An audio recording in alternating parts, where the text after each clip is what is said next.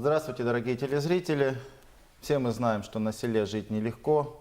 Особенно активные процессы урбанизации, то есть переселения сельского населения в города, начались в 90-е годы после развала СССР. И все это время государство пыталось улучшить жизнь сельчан. Она так и называется – комплексное развитие сельских территорий. Сегодня мы пригласили в студию специалистов, с которыми мы будем говорить на эту тему. Я представлю наших гостей. Это Магомед Юсупов, руководитель управления Дагсельхозстрой. Это Хирамагомед Муртазалиев, заместитель министра сельского хозяйства и продовольствия. И это Нариман Абдулмуталибов, глава Сулейман-Стальского района. Здравствуйте. Здравствуйте. Спасибо, что согласились помочь нам раскрыть эту тему. Но, наверное, все-таки госпрограмма. Я знаю, что основная цель – это хотя бы сохранить долю сельского населения России на уровне 25%, четверти хотя бы населения. Потому что надо улучшать жизнь на селе. Какова история принятия этой программы? Насколько она фундаментальная, мощная? Что можно сказать о перспективах ее дальнейшей работы в регионах, в том числе и в Дагестане? Если позволите, действительно, сегодня государственная политика в сфере сельского хозяйства и агропродовольственного рынка, она выстроена так, что наряду с поддержкой самого сельскохозяйственного производства, государство также за счет своих средств создает условия для этого сельскохозяйственного производства, для людей, проживающих в сельской местности. И одним из инструментов это является как то, что вы назвали, государственная программа комплексное развитие сельских территорий. Она действительно очень, уже за короткий срок она себя очень зарекомендовала. Она особо актуальна для нашей республики. Подчеркну, буквально назову пару цифр, я думаю, если позволите. В Республике Дагестан доля сельского населения составляет около 55%. Это один из самых высоких показателей, по-моему, если не ошибаюсь, после Краснодарского края. У нас в республике более 1500 населенных пунктов. Это уже говорит нам, и большинство из которых находится в труднодоступной горной местности. Поэтому основная цель этой программы, как вы подметили правильно, это решение главных социальных проблем на селе. То есть удержать население в селе, те самые трудовые ресурсы, за счет которых мы, используя полноценно, которые мы можем поднять на качественный уровень развития наш агропромышленный комплекс. Действительно, очень широкая программа, которая включает в себя строительство самых разных объектов социальных, начиная от школ, садиков, объекты газоснабжения, водоснабжения. Помимо этого, допустим, есть и такие направления, как улучшение жилищных условий. Есть и новые мероприятия, предусматривающие благоустройство сельских территорий. То есть очень широкий формат. И самое, что хотелось бы отметить, это понимание и поддержка со стороны федерального центра. Это чувствуется и очень тесное взаимодействие руководства в лице Сергея Алимовича и в лице нашего руководства министерства, которое имеет полное понимание, и все наши пожелания, наши заявки, в принципе, Минсельхозом России поддерживаются. И есть серьезное финансирование, есть начатые объекты, есть уже результаты. Я думаю, более подробно о достигнутых успехах в рамках этой программы нам, наверное, доложат Нариман и Магомед Майрбекович, которые непосредственно занимаются строительством. А нам в целом, министерству, которое, так скажем, нацелено на развитие сельского хозяйства, эта программа, за счет инструментов этой программы, мы решаем очень серьезный вопрос. Это, как вы отметили, чтобы удержать население на селе, которое непосредственно будет заниматься сельским хозяйством. А стартовое состояние проживания сел в Российской Федерации и Дагестане на момент принятия этой программы, они отличались? Правильно вы отметили, действительно, при такой высокой доле и таком большом количестве сельских населенных пунктов, стартовые условия, конечно, у нас они значительно уступают среднероссийским и по обеспеченности газом, и по обеспеченности стабильным водоснабжением. Пример, то есть у нас будет больше работы по этому? Конечно. У нас больше работы предстоит. И, так скажем, потребность в этой программе, реализация этой программы у нас колоссальная. Выше намного. Да, и, соответственно, создание ученических мест на селе, и создание объектов для спортивных занятий. То есть у нас потребность в этой программе и в инструментах этой программы, финансирование, соответственно, колоссально. Это несмотря на то, что параллельно с этой программой работают другие госпрограммы улучшения сельского врача, сельского учителя и так далее. Многие программы, которые были точечно на какие-то газификации сел у нас была в свое время, я помню, там сильно. Да, Это, несмотря на это, все равно еще много работы. конечно, конечно. Ну, в первую очередь, в продолжение того, что было сказано Хирамагомедом Магомедовичем, надо сказать, что та программа, которая была принята в 2020 году, комплексное развитие сельских территорий, это было несколько преобразовано и с новыми подходами программа разработана новым руководством, которое пришло к Минсельхоз России. Что важно отметить, что наряду с другими государственными, федеральными и республиканскими программами указанная программа наиболее широко представляет весь спектр социальных и инженерных объектов. То есть, если сегодня мы говорим о социальных объектах, это начиная с образования и кончая центрами туризма, то есть дома культуры, спортивные учреждения, медицинские учреждения. Если говорить о инженерном обустройстве, это помимо газификации водоснабжения, это электрификация, проводка сети интернета, а также есть приобретение специальных транспортных средств. Что наиболее актуально, это медицинских мобильных комплексов. И говоря о том, насколько на самом деле мы в этом нуждаемся, мы можем подчеркнуть, что в Республике Дагестан мы отстаем по уровню среднестатистического газоснабжения и водоснабжения в целом по России. Наша заявка, которая была подана в 2019 году, нашла полную поддержку федеральным центром, и нам было выделено более 1 200 000 000 рублей на 2020-2021 год. То есть было 2 заявки по Ахтынскому и Сулейман-Атальскому району, и они нашли полную поддержку, и выделены были средства. И сегодня, подводя промежуточные итоги реализации указанных проектов, мы можем сказать, что уже в настоящее время построена школа на 120 мест в селении Алкадар Сулейман-Атальского района. В ближайшее время мы уже будем ее полностью вводить, и думаю, к 1 сентября она будет полностью готова уже к приему школьников. В настоящем реализуется объект водоснабжения селения Касумкен, 15 000 жителей указанного села, надеюсь, в конце текущего года уже получат централизованно и полностью соответствующую и по качеству, и по всем технологическим нормам систему водоснабжения. Также в Ахтынском районе мы строим дворец спорта, то есть с учетом того, что в указанном направлении рядом находится Рутульский район, Хивский район и другие районы. Этот спортивный комплекс позволит проводить там и республиканские соревнования, да, и проводить полный комплекс тренировочных процессов, связанных с игровыми видами спорта, вольной борьбы и бокса.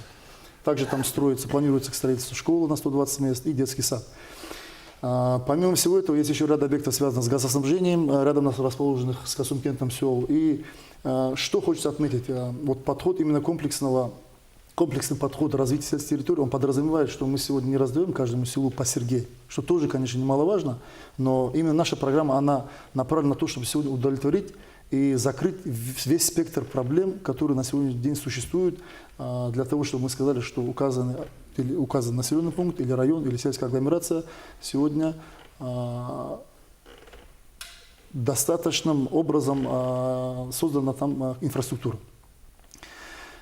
И что важно в этой сфере отметить, наша программа именно комплексное развитие территории, она помимо того, что мы обустраиваем тот населенный пункт, особый акцент ставится на то, как развивается сфера АПК. То есть основные силы и концентрируются на тех населенных пунктах, где устойчиво развивается или планируется развиваться инвестпроекты, связанные со сферой АПК, либо с другими проектами, которые создают рабочую силу. И особо важно отметить, что отдельным приоритетом являются небюджетные средства, которые привлекаются со стороны меценатов либо сельского населения. И вот за счет именно вот этого подхода Сулейман-Атальский район и Ахтынский район смогли одними из первых пробиться через отбор федеральный и в настоящее время уже получают результат. А каковы шансы у остальных районов? Шансы у остальных районов тоже одинаковы, но мы должны понимать, что, конечно, сегодня, когда мы видим, как выстроен алгоритм программы, мы понимаем, что горные районы будут отставать от предгорных или равнинных населенных пунктов, потому что так активно развиваться сфера АПК в горах у нас не имеет возможности. И такое количество рабочих мест создавать там мы тоже не можем. При этом такая же есть у нас конкуренция и с другими регионами России, где еще более, более крупные комплексы реализуются. Поэтому очень важно, чтобы сегодня, помимо этого, Минсельхозом республики и правительством республики были предприняты меры для привлечения инвесторов именно в сферу АПК, не только в те центры административные, как города, но и в сельскую местность. Таким образом мы сможем привлечь дополнительные средства для того, чтобы реализовывать эти программы и таким образом улучшать условия жизни селян. Хотелось бы вот более конкретно, вот сказали о вашем районе, Да. что там будет? Первое, что хочу сказать. Важным условием попадания в государственную программу комплексного развития территории – это привлечение инвестиций в сферу АПК свыше 500 миллионов рублей. Одно из условий. И составление и разработка проектно-сметной документации и привлечение внебюджетных средств. У нас в районе меценаты помогли нам в составлении и разработке проектно-сметной документации этих объектов, помогло правительство.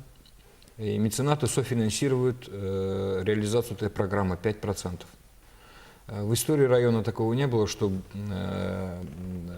столько же средств получал район за счет одной программы. Свыше 700 миллионов рублей. Это практически бюджет района получили мы в этом году. В результате этого у нас появятся 2 школы, появится в 3 селах газоснабжение. Одно село уже завершено. Приобретает, благодаря этой программе, наша школа будет обеспечена автобусом, мобильным медицинским центром, построено открытое спортивное сооружение, плоскостное сооружение. Но самое главное, 2 объекта, 2 большие школы. Самое большее количество аварийных школ, к сожалению, в нашем районе, в Сулейман-Астарском районе по Дагестану. Это я могу официально озвучить эти цифры. И благодаря этой программе мы 2 школы из этого реестра исключаем. И эти школы были еще двухсменного режима обучения. Хочу сказать, что 30 лет земли, которые бездействовали, нашими меценатами, инвесторами используются по назначению современными технологиями. Благодаря поддержке правительства и руководству республики удалось нашим сельхозтоваропроизводителям организовать, реализовать крупный инвестиционный проект по закладке фундуковых садов, около 600 гектаров, и суперинтенсивных яблоневых садов, около 300 гектаров. В общей сложности у нас около 1000 гектаров промышленного характера, построенных по суперинтенсивным технологиям, с использованием современнейшего оборудования. Это дает нам возможность именно участия в этой программе комплексного развития сельской территории. Представляете, 1000 гектаров – это минимум по 2 рабочих места. Это определенное приостановление оттока населения, это развитие села. А на селе, как вы здесь отметили, и наши коллеги отметили, проблем очень много. Отсутствие социальных объектов, слабая инженерная инфраструктура. И поэтому благодаря этой программе мы можем решать многие проблемы села. И самое главное, вот здесь Магомед Майырбек отметил, в 80-м году построены водопроводные сети, они уже исчерпали свой ресурс несколько раз. И село во много крат увеличилось и в качестве домовладений, и в качестве численности населения. Благодаря этой программе мы имеем возможность в этом году, уже в следующем году, в этом году завершится, подать качественную питьевую воду для районного центра, около 15 тысяч населения. То есть блага, мы намерены и дальше участвовать в этой программе. Наши инвесторы, наши меценаты готовы оказать содействие в софинансировании и составлении и разработке проектно-сметной документации. Вот одно из главных условий попадания в эту программу – привлечение инвестиций в сферу АПК, наличие проектов и наличие меценатов, которые готовы софинансировать. О чем эти проекты говорят? Я полагаю, что главная задача не сделать так, чтобы сельчанам жилось хорошо, а сделать так, чтобы село давало урожай и так далее, и так далее. Да, естественно. Это, как коллеги отметят, это и продовольственная безопасность страны, это и импортозамещение. Да, это... Я имел в виду привлечение этих инвестиций в сферу АПК вашего села. Что даст в цифрах увеличения? И налоговые. Мы уже в этом году, несмотря на пандемию, несмотря на проблемы со сбором налоговых платежей, мы смогли и план выполнить, и перевыполнить на 10%. На 10 миллионов больше собрали благодаря именно этим проектам. Вы говорите о деньгах, о налогах. Но налоги 10 миллионов для района – это не маленькая сумма. Я говорю о продукции. О продукции. Конечно, фундуковая, 90% рынка России фундук, он привозной. Угу.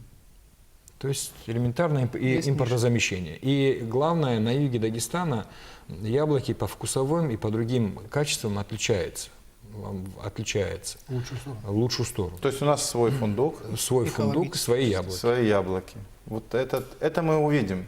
Ну, реальную продукцию увидим. Реальную продукцию. Это и рабочие места. Это минимум 2000 человек будет заняты на земле. У нас сейчас не хватает специалистов. Не хватает, реально не хватает специалистов. Мы работаем сейчас и с сельхозакадемией. Нам нужны хорошие обрезчики, хорошие мелиораторы, хорошие агрономы, хорошие бригадиры.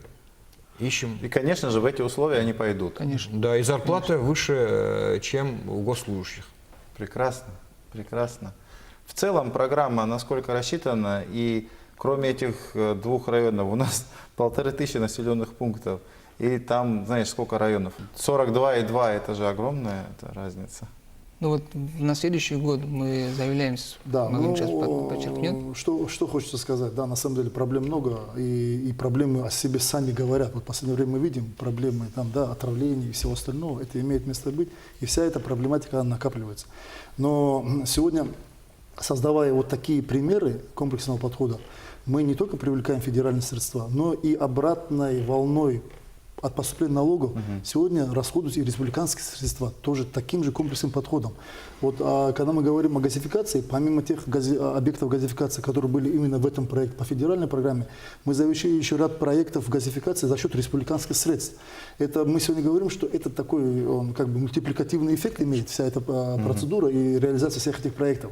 И сегодня поднялись вопросы, наконец-то, да, поставить точку в этих долгостроях, незавершенное строительство, поставить точку с вопросами водоснабжения. До 2025 года есть федеральная программа газификации, то есть полностью газифицировать всю Россию.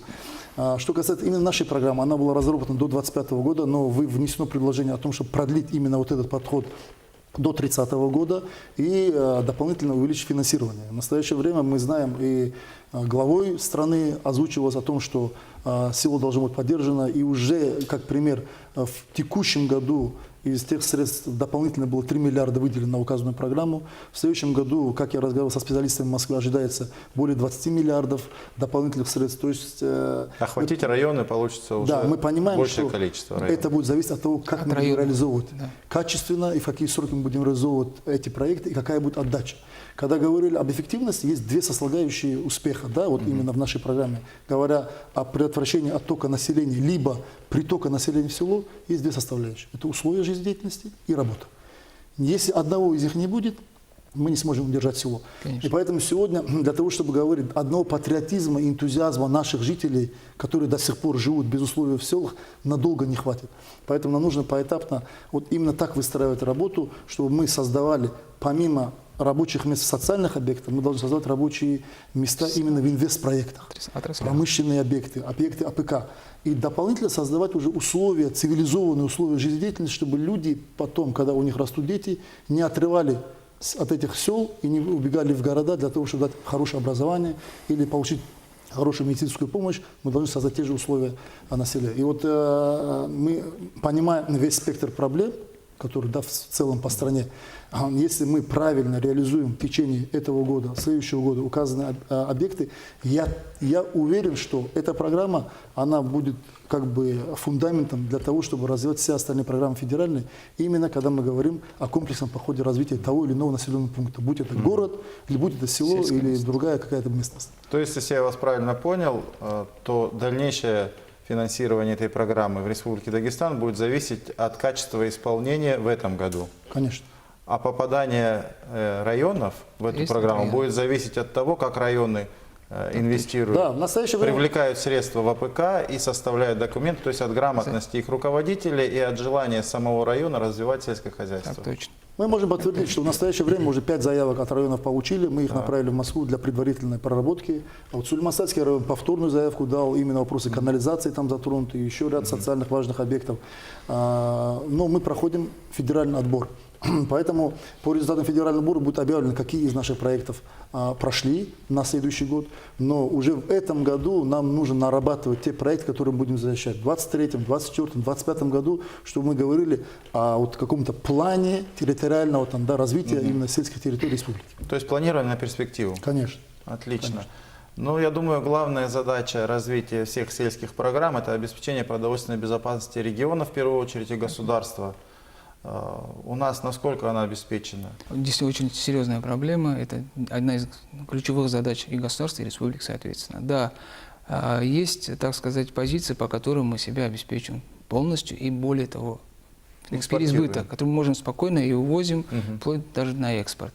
Вот. Конечно, эта позиция всем известна, это в том числе овощи, как бы сказать, это виноград, плоды, это, допустим, с недавних пор вот наша такая культура, которая особо себя проявила последние годы, это рис, допустим, он даже на экспорт пошел. И Это, мясо на экспорт, это баранина, тоже, да. которая даже вплоть до экспорта пошло.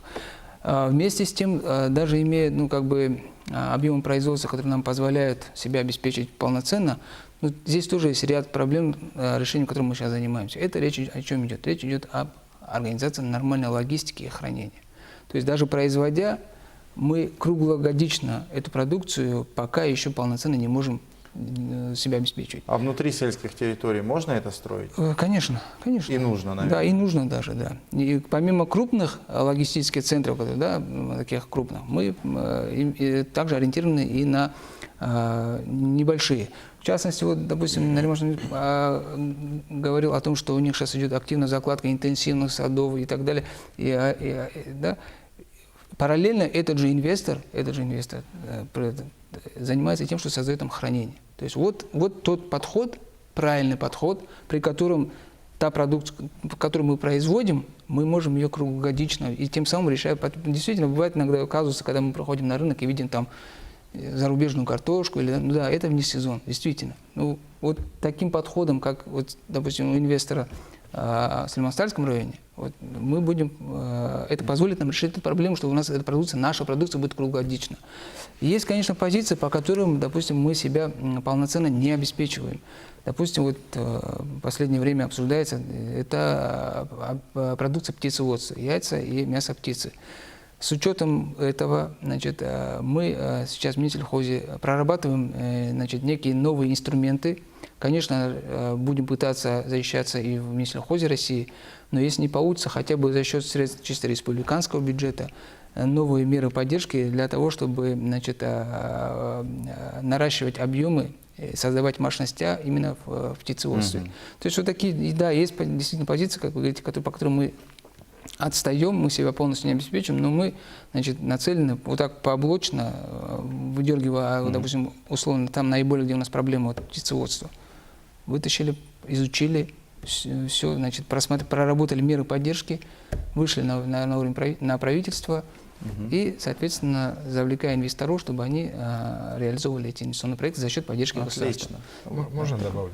Да, добавьте. Вообще эти проекты, они все взаимосвязаны. Вот, к примеру, проект, мы назвали наш национальный проект «Стальские сады», инвестор ООО «Полоса», получил помощь от правительства Республики Дагестан в части Министерства сельского хозяйства, в части субсидирования реализации этого проекта, закладки садов.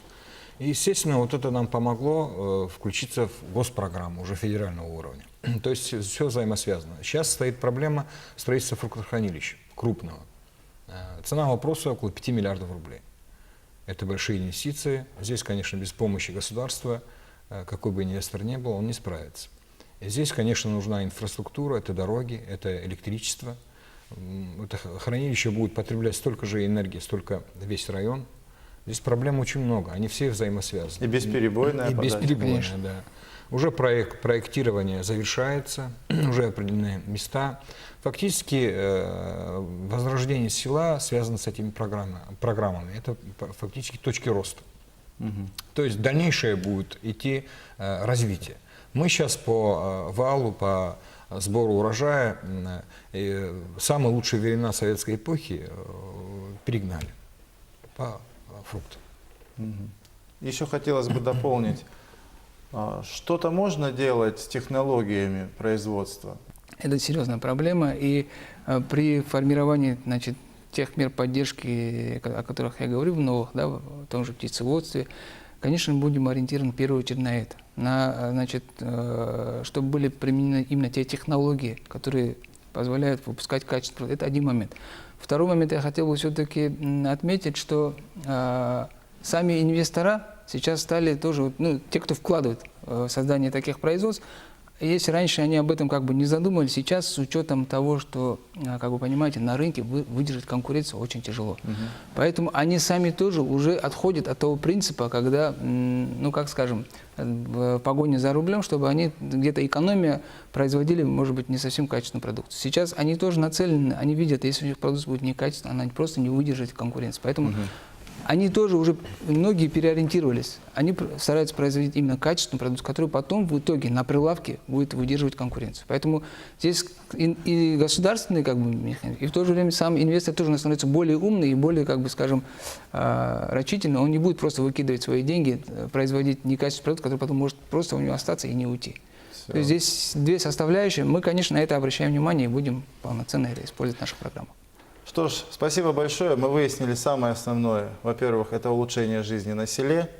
Во-вторых, это улучшение качества продукции сельского хозяйства. И это обеспечение продовольственной безопасности региона и государства. Самое главное. Вам спасибо за вашу помощь. Вам, уважаемые телезрители, спасибо за внимание. Увидимся в эфире. До новых встреч.